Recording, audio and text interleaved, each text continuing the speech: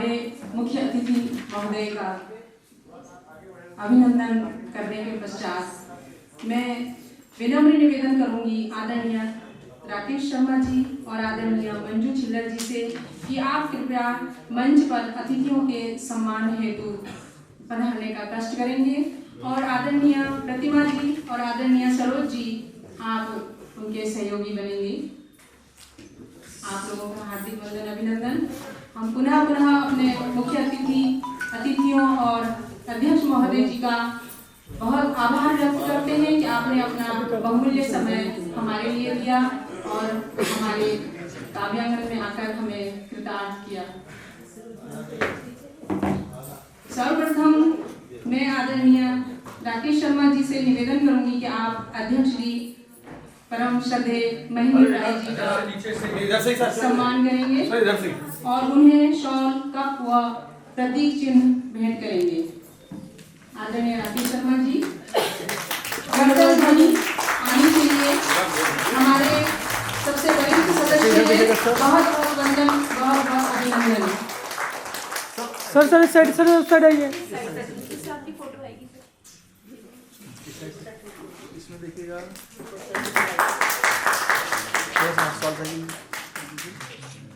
इधर बहुत बहुत आभार। पुनः मैं राकेश शर्मा जी से निवेदन करूंगी कि आप मुख्य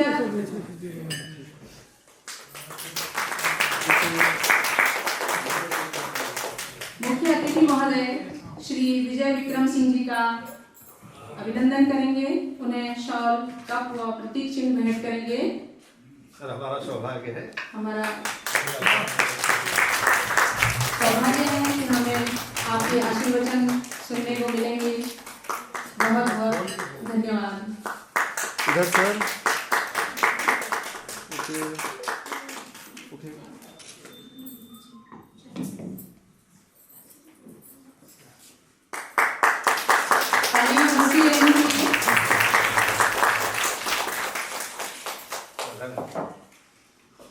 मैं आदरणीय राकेश शर्मा जी से पुनः निवेदन करूंगी कि आप हमारे वरिष्ठ साहित्यकार श्री कालीचरण जी का शॉल ओढ़ाकर, प्रतीक चिन्ह भेंट कर और कप भेंट कर स्वागत करेंगे। बहुत बहुत अभिनंदन आदरणीय जी।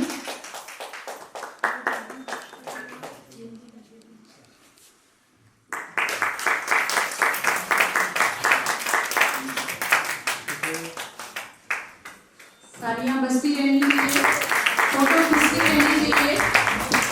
यही हमारी यादें हैं जो हमें पुनः काव्यांगन तक खींचकर लाएंगी। बहुत बहुत आभार। मैं आदरणीय मंजू छिल्लर जी से निवेदन करूंगी कि आप आदरणीय पूर्णिमा भसीन जी का शॉल उड़ाकर, कप देकर और प्रतीक चिन्ह भेंट कर स्वागत करेंगे। बहुत बहुत स्वागत आदरणीय।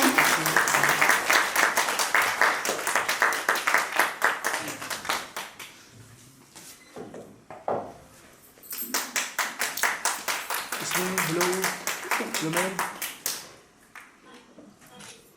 ओके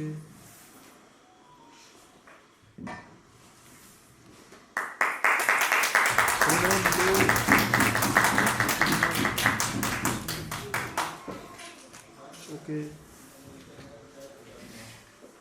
मैं आदरणीय मंजू छिल्लर जी का पुनः आपसे निवेदन करूंगी कि आप आदरणीय सुषमा पांडे जी का शॉल उड़ाकर, प्रतीक चिन्ह भेंट कर और कप भेंट कर स्वागत करेंगे।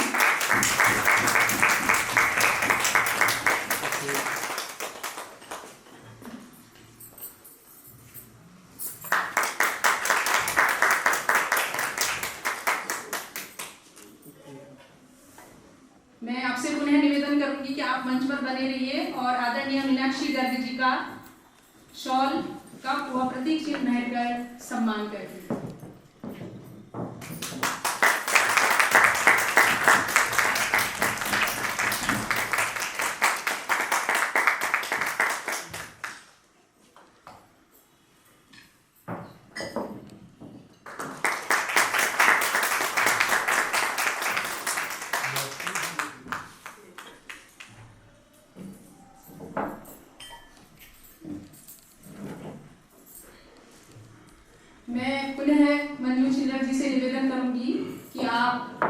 अलका बनोनी पंत जी का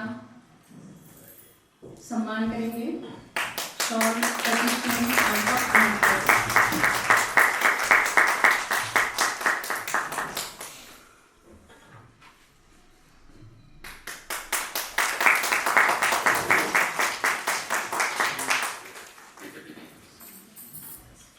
आप सभी मंचासीन अतिथियों का पुनः पुनः आभार और इस सदन में उपस्थित हुए सभी वरिष्ठ कनिष्ठ साहित्यकारों का हार्दिक वंदन अभिनंदन।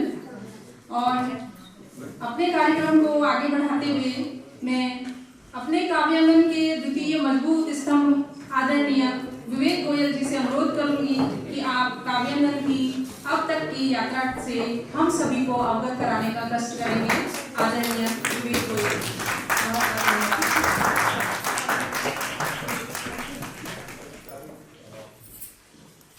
प्रयागराज की इस पावन धरा से, जहां गंगा यमुना और सरस्वती का दिव्य संगम है, साहित्य, संस्कृति और मानवीय भावों की एक अद्भुत परंपरा सदियों से प्रवाहित होती आई है।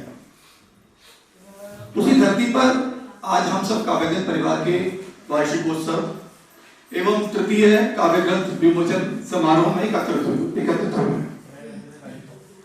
काव्यांगन के वार्षिक अधिवेशन एवं लोकार्पण समारोह के प्रथम सत्र के अध्यक्ष श्री महेंद्र राय जी, मुख्य अतिथि श्री विजय विक्रम सिंह जी एवं मंचासीन सभी महानुभावों का अभिनंदन करता हूं, वंदन करता हूं।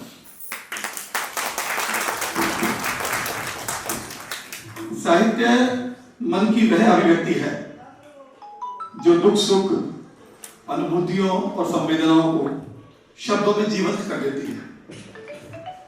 इन्हीं शब्दों को एक साथ रखने की, एक दूसरे तक पहुंचाने की और हर भाव को सम्मान देने की कल्पना से 21 फरवरी 2018 को परम सुदेव स्वर्गीय डॉक्टर रामकृष्ण शर्मा जी द्वारा एक साहित्य बीज रोपा गया और जन्म हुआ काव्यांगन का।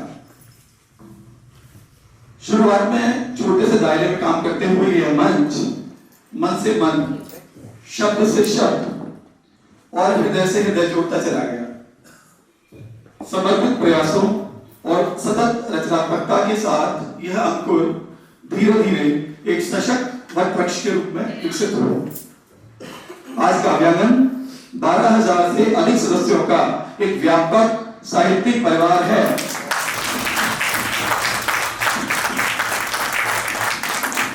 और यह बताते हुए हमें गर्व हो रहा है कि काव्यांगन अब एक रजिस्टर्ड राष्ट्रीय संस्था है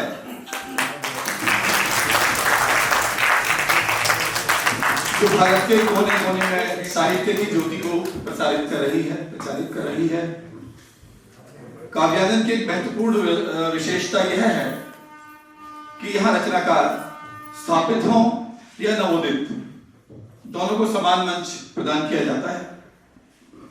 काव्यांगन पटल पर निरंतर विविध साहित्यिक कार्यक्रम आयोजित होते रहते हैं, जहां असंख्य रचनाकार अपनी उत्कृष्ट और भावपूर्ण रचनाओं से काव्य की सरिता को सतत प्रवाहित रखते हैं। हर वर्ष हम एक नया काव्य संकलन भी प्रकाशित कर रहे हैं, जो हमारी निरंतर प्रगति और साहित्यिक दृष्टि का प्रमाण है। इस समारोह में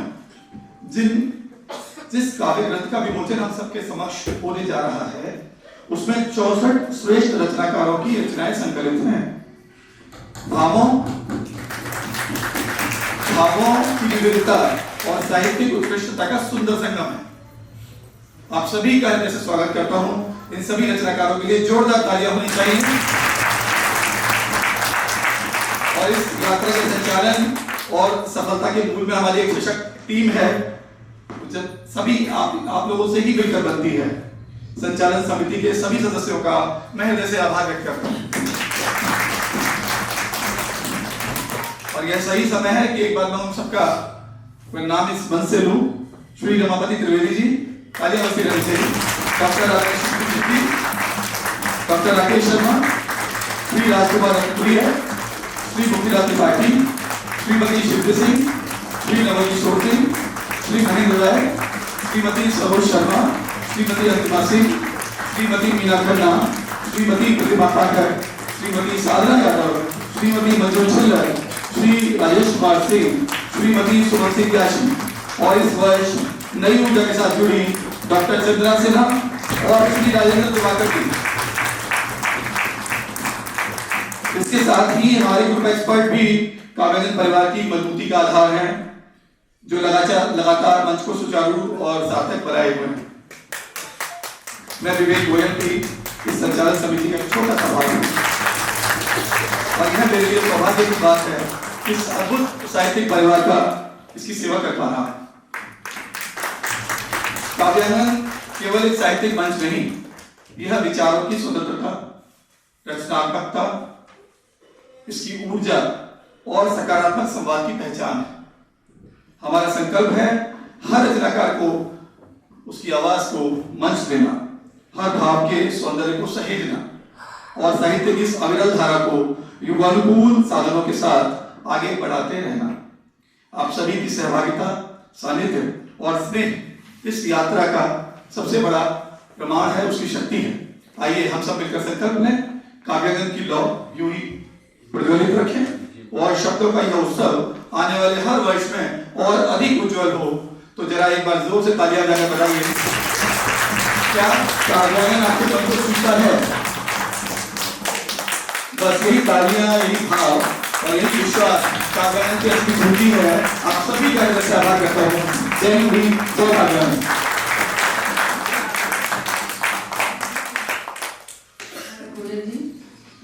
वास्तव में आपने सही कहा कि परिवार के सदस्यों को हम कभी-कभी ये सोचकर कि आप तो हमारे परिवार का हिस्सा हैं ही और आपका ये दायित्व है, ये कर्तव्य है ही, हम उन्हें भूल जाते हैं कई बार।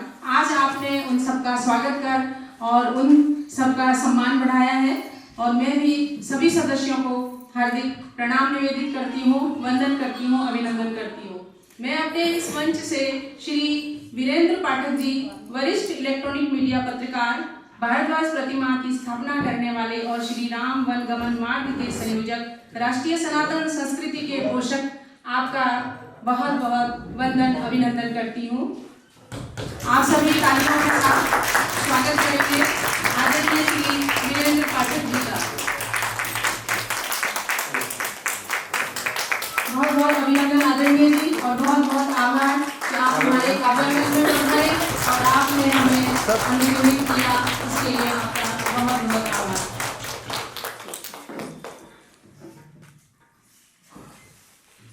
एक मिनट माइक। लेकिन मैं क्षमा मांगूंगा, आदरणीय संतोष जी ने कहा कि आपको आना ही है और एक बहुत ही प्रयागराज की अस्मिता के लिए बड़ा महत्वपूर्ण कार्य है, माधव के स्थान की पहचान, और पूरी प्रशासन की टीम मेरा इंतजार कर रही है, इसलिए मुझे तुरंत जाना है। आप सबसे क्षमा मांगते हैं।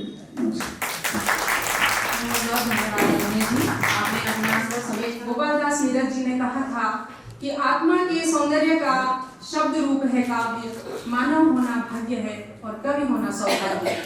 हम सब के लिए ये सौभाग्य की बात है कि हम आज इस काव्यानंद के मंच में हैं और मैं बहुत ही क्या कहूँ, मेरे पास शब्द नहीं है कि आप जैसे गुणीजन, विद्वान, वरिष्ठ साहित्यकारों के बीच में काव्यानंद ने मुझे यह अवसर दिया कि मैं आकर यहाँ पे मंच संचालन करूँ।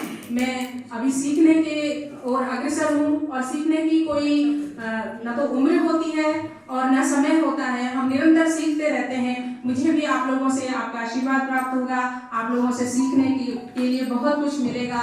इसी उद्देश्य से मैं इस प्रयाग नगरी में आई हूँ। तो मेरे से अगर कभी भी कुछ भी थोड़ी सी गलती हो जाए तो उसके लिए क्षमा प्रार्थी रहूंगी कि आप लोगों के सामने बोलने की हिम्मत कर पा रही हूँ, ये मेरे लिए बहुत बड़ी बात है। मेरे सामने बहुत वरिष्ठ जन बैठे हुए हैं। तो आज अगर माँ सरस्वती ने हमें आशीर्वाद दिया है और ईश्वर ने हमें इस मुकाम पे पहुंचाया है कि हमारे नाम के आगे अगर कवि लगता है तो हम धन्य हैं। और हमारे इस काव्यानंद मंच के लिए ये बहुत ही गौरव का क्षण है, मंच के लिए भी है और उन लोगों के लिए भी है जिनकी आज काव्य ग्रंथ या किसी भी रूप में जो उन्होंने, चाहे वो जीवन वृत्त है, काव्य ग्रंथ है, गद्य है, लिखा है, उसका आज हमारे इस काव्यानंद मंच से लोकार्पण होना है। तो इसी क्रम में कवि महोदय हमारे आदरणीय अर्पित सर्वेश जी, आपकी काव्य ग्रंथ का यहाँ पर विमोचन होना है और आपने हमारे काव्य ग्रंथ में ये निर्णय लिया कि आप अपने काव्य ग्रंथ का विमोचन यहाँ पर करेंगे। उसके लिए आपके साथ साथ हम भी गौरवान्वित हैं। अब इस गर्व के पल पर मैं आपको आपके ही काव्य ग्रंथ के लोकार्पण हेतु आमंत्रित करने जा रही हूँ। आप लोग विज्ञ हो कि आदरणीय अर्पित सर्वेश जी, जिनकी चमक ने केवल उत्तर प्रदेश की माटी को ही गौरवान्वित नहीं किया बल्कि संपूर्ण विश्व में हिंदी साहित्य की प्रतिष्ठा को नई ऊंचाइयों तक पहुंचाया। आपकी 29 पुस्तकें और 500 से अधिक कविताएं प्रकाशित हुई और सबसे बड़ी बात कि आज आपने अब तक 19 भाषाओं में साहित्यिक योगदान दिया है। आपके नाम 4 विश्व रिकॉर्ड भी हैं। तो आइए बहुत ही आदर और सम्मान के साथ मैं सर्वेश जी को आमंत्रित करती हूँ कि आप आए और अपनी पुस्तक तुम्हारा जवाब के विषय में हमें अवगत कराने का कष्ट करें। बहुत बहुत बधाइयाँ आपको, आपके उज्जवल भविष्य की शुभकामनाएं। आप उत्तरोत्तर वृद्धि करें और साहित्य के नक्षत्र पर यूं ही चमकते रहें। बहुत आप उत्तर प्रदेश से हैं और अर्पित सर्वेश आपका उपनाम है। आपका नाम अर्पित। आप मंच पर पधारने का कष्ट करेंगे और अपने काव्य ग्रंथ के विषय में सभी अतिथिगण का हार्दिक सादर प्रणाम करता हूँ और सभी गणमान्य अतिथियों का प्रणाम करता हूँ।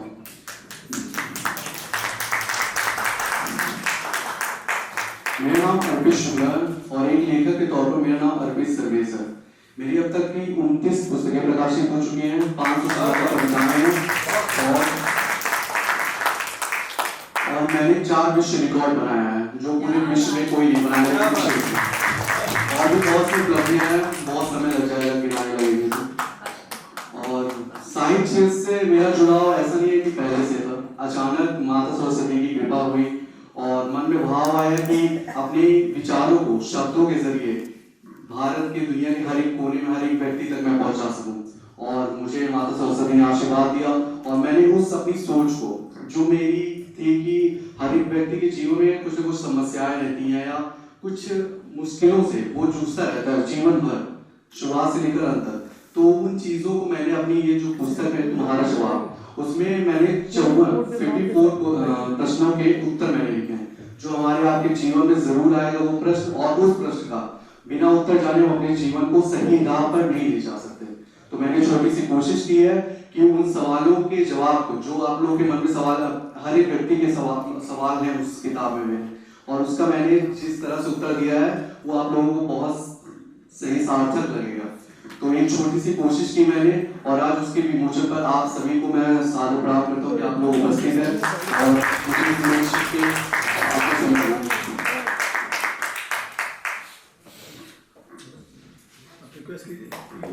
मैं अतिथिगण से रिक्वेस्ट करूंगा कि आप पुस्तक का विमोचन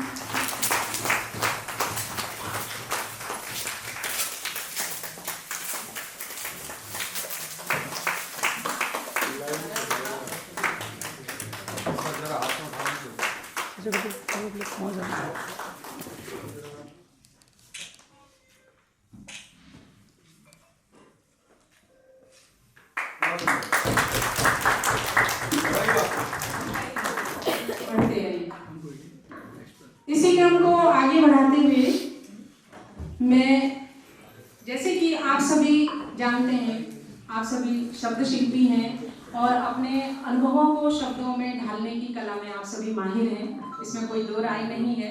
जीवन में कभी कभी कुछ अनुभव प्रेरणा बनकर आते हैं और यही अनुभव संवेदना के रूप में कागज पर उकेरे जाते हैं तो शब्द व भाव आकार लेते हैं और उनसे हर अंधेरा हार जाता है। अपने पिताजी के ऐसे ही संघर्ष, संस्कार, सादगी और अनुभव की इस अमूल्य धरोहर को अपने शब्दों में पिरोया और आकार लिया पुस्तक ने, जिसका नाम है अंधेरे हार गए। जी हाँ, आदरणीय पूर्णिमा वसीम जी की इस पुस्तक का लोकार्पण हमारे काव्यानंद मंच से होना है। ये हमारे लिए भी गौरव का विषय है, गौरव का क्षण है कि हम इस तरह की महान विभूतियों के काव्य ग्रंथों का यहाँ पर लोकार्पण कर रहे हैं। आपकी एक नहीं 2 पुस्तकों का यहाँ पर लोकार्पण होना है। एक तो प्रथम पुस्तक तो जो आपने अपने पिताजी की जीवन पर लिखी है, अंधेरे हार गए, और दूसरी उनकी काव्य संग्रह है जिसका विमोचन भी यहीं पर होना है, जिसमें आपकी हर अनुभूति एक प्रतिध्वनि बनकर पृष्ठों पर उतरी है। उसका लोकार्पण होना है, उसका नाम है प्रतिध्वनियां।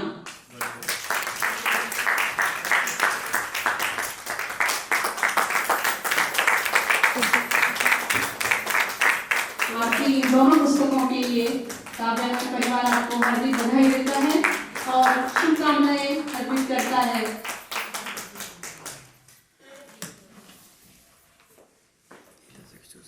हमारे जितने भी यहाँ पर साहित्य साधक हैं, मैं माँ सरस्वती से प्रार्थना करती हूँ कि सभी इसी तरह से अपने भावों, विचारों, शब्दों को पिरोते रहें और नित्य नए नए काव्य ग्रंथों का यहाँ पर लोकार्पण होता रहे।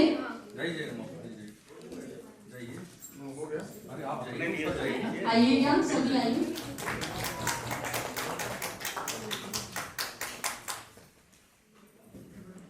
सर फोन आ रहा है सर। आपको बहुत बहुत बधाई और शुभकामनाएं।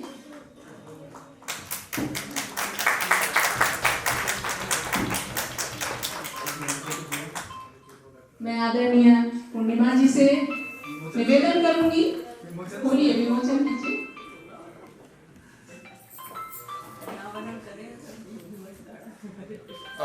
मैं आदरणीय पूर्णिमा जी से निवेदन करूंगी कि आप मंच पर आए और अपनी दोनों स्वागत। मंच पर आसीन मुख्य अतिथि, अध्यक्ष महोदय, मुख्य अतिथि और अन्य सभी सम्मानित जनों को और मेरे प्रिय साथियों जो सभी काव्य के पुरोधा हैं, मेरी 2 पुस्तकों के लिए लोकार्पण के लिए मैं काव्यांगन मंच का बहुत बहुत आभार प्रकट करती हूँ। ये दोनों पुस्तकें जैसा कि आपने कहा कि संक्षिप्त में बताएं, ये हार गए अंधेरे, ये पुस्तक मैंने अपने पिताजी का जीवन वृत्त लिखा है जो 97 ईयर्स के हैं और उनका एक संघर्षमय जीवन रहा। बंटवारे के समय किस तरीके से विस्थापन और पुनः स्थापन की जो प्रक्रिया हुई, उसमें क्या क्या हुआ, बंटवारा कैसे हुआ, ये एक प्रेरणास्पद बुक है जो उसके बाद जो संघर्ष थे उनके जीवन में, उनको कैसे पार करते हुए उन्होंने एक बहुत बड़ा मुकाम हासिल किया और आज राष्ट्रीय नहीं अंतर्राष्ट्रीय स्तर पर उनके कार्यों की आगे जो उनके पुत्र ने उनके कार्यों को आगे बढ़ाया, उसकी बहुत प्रसिद्धि और बहुत एक अच्छा मुकाम हासिल हुआ।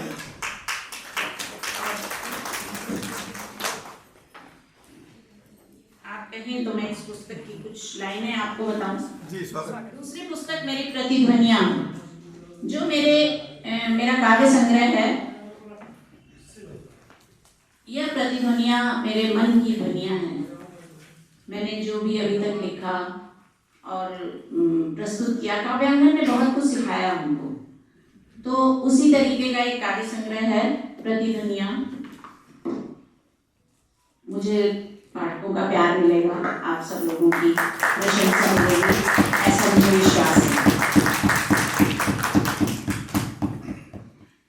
यह कथा उस व्यक्ति की है जिसने न कभी कोई मंच मांगा, न प्रशंसा की उम्मीद की और न ही किसी सम्मान की आकांक्षा रखी। यह वह जीवन वृत्ति है जो चरेवेती चवेरेती का साक्षात दर्शन है, लेकिन उसके कर्मों की गूंज आज हमारे हरे भरे खेतों, वृक्षों से जुड़ती समृद्धि और परिवार के स्नेह में दिखाई देती है। वह न कोई राजपत्रित अधिकारी है, न कोई महानायक, पर मेरे लिए यह जीवन उससे भी कहीं बढ़कर है, जो सख्त जमीन पर नन्हे अंकुर से विशाल वृक्ष बन गए, जिनकी छांव में पीढ़ियां पली बढ़ी, जिनकी जड़ों में मूल्य सिंचते रहे और जिनकी शाखाओं से प्रेरणा झरती रही। शायद मेरे अंतर मन में वही नायक कहीं सांस ले रहा है जो चाहता है मैं उन अनगिनत बेटियों की आवाज बनूं जो अपने पिता में बसे उस मौन नायक को अब तक शब्द नहीं दे पाई।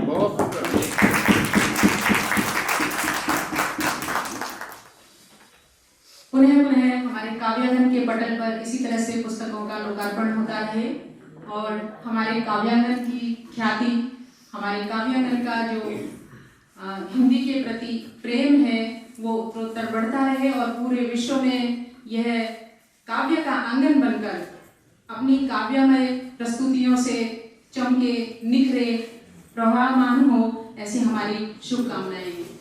जैसा कि मैंने कहा कि कवि होना सौभाग्य की बात है, तो अब हम चलते हैं उस ओर जिसकी प्रतीक्षा शायद आप लोगों को भी होगी कि हम अब आपके मन की बात करते हैं, विविध रसों की बात करते हैं, छंदों की बात करते हैं और काव्य पाठ की ओर बढ़ते हैं और विविध रसों का आनंद लेते हैं। मैं डॉक्टर कुंवर बेचैन की इन 4 पंक्तियों को निवेदित करना चाहूंगी कि कहा जो आदि ने अब वही अंत बोलेंगे, कि कहा जो आदि ने अब वही अंत बोलेंगे, रहेंगे स्वर अगर चुप तो हलंत बोलेंगे, रहेंगे स्वर अगर चुप तो हलंत बोलेंगे। और ये काव्य का मंच है, बैठिएगा जरा सलीके से, कि ये काव्य का मंच है, बैठिएगा जरा सलीके से, इस मंच से ही आप शब्दों के संत बोलेंगे, इस मंच से ही आप शब्दों के संत बोलेंगे। तो लीजिएगा, हम अपना काव्य पाठ आरंभ करने जा रहे हैं और जिन्हें मैं आमंत्रित करती हूँ, थोड़ा सा आपको भी, आपके दिमाग को भी मैं चाहूंगी कि आप जोर लगाएं और जब तक मैं 2 पंक्तियां बोल रही हूँ तब तक आप सोचें कि मैं उनको आमंत्रित करने जा रही हूँ जो स्वयं को यायावर और कविता को माध्यम मानती है, स्वयं को ढूंढने का और दुनिया को देखने का।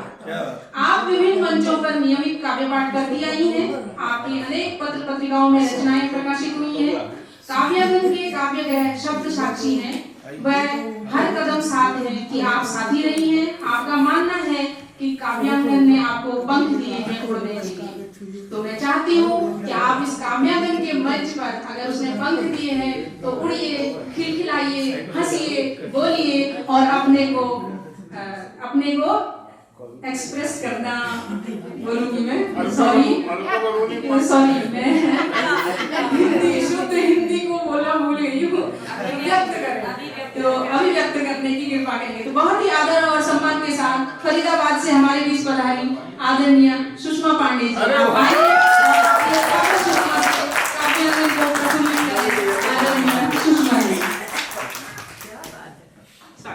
शुक्रिया।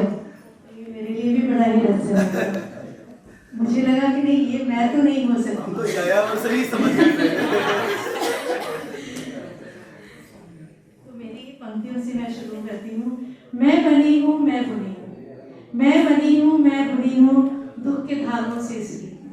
नमस्कार सभी को, सभी आदरणीय जनों को मेरा प्रणाम, सभी कवि जनों, उपस्थित साथियों को, सभी को मेरा प्रणाम है। ये काव्यांगन सिर्फ मेरे लिए काव्यांगन मंच नहीं है, मेरे लिए ये आंगन है।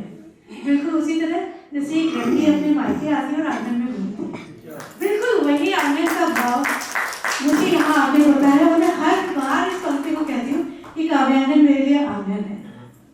उसी के लिए कुछ पंक्तियां मैं आपके सामने प्रस्तुत करती हूँ।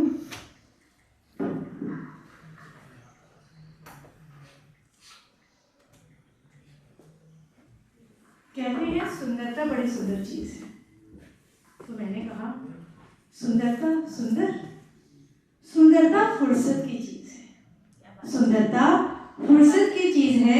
सुंदर होना, सुंदर दिखना तभी मुमकिन, सुंदर होना, सुंदर दिखना तभी मुमकिन जब घर में बनी हो कुछ रोटियां, जब घर में बनी हो कुछ रोटियां, हो ऊपर छत। सुंदरता खाली सुंदरता, सुंदरता खाली सुंदरता तो माँ की आंखों में है, सुंदरता पिता के कांधे पर है।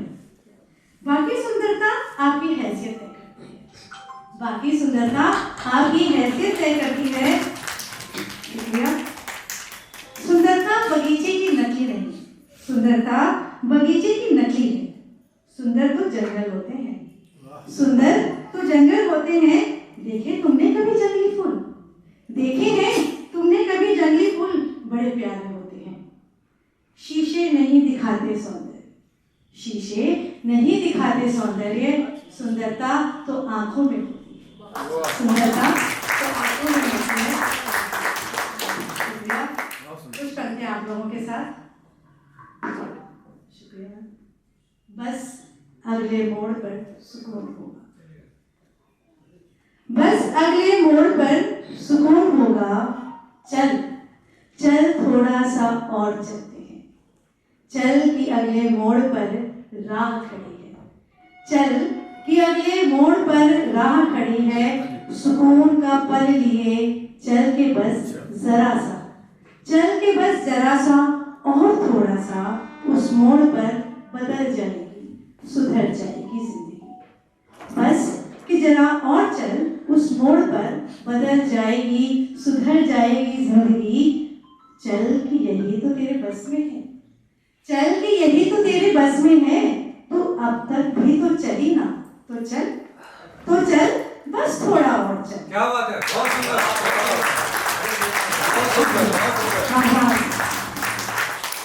तो चल बस थोड़ा और चल, चल उम्मीद का वो पेड़ जो सामने दिखता है ना, चल कि वो जो उम्मीद का पेड़ वो जो सामने दिखता है ना, उसी के आगे है तेरे रूह की सुकून। क्या बात है, क्या बात है, बहुत सुंदर।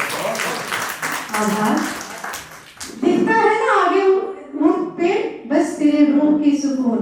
धूप पूरा दिन थोड़ी ही रहेगी, धूप पूरा दिन थोड़ी ही रहेगी, शाम का चांद भी आएगा नजर जरूर। चल कि थोड़ा और चल, कुछ कदम तू और चल, चल कि बस तू और।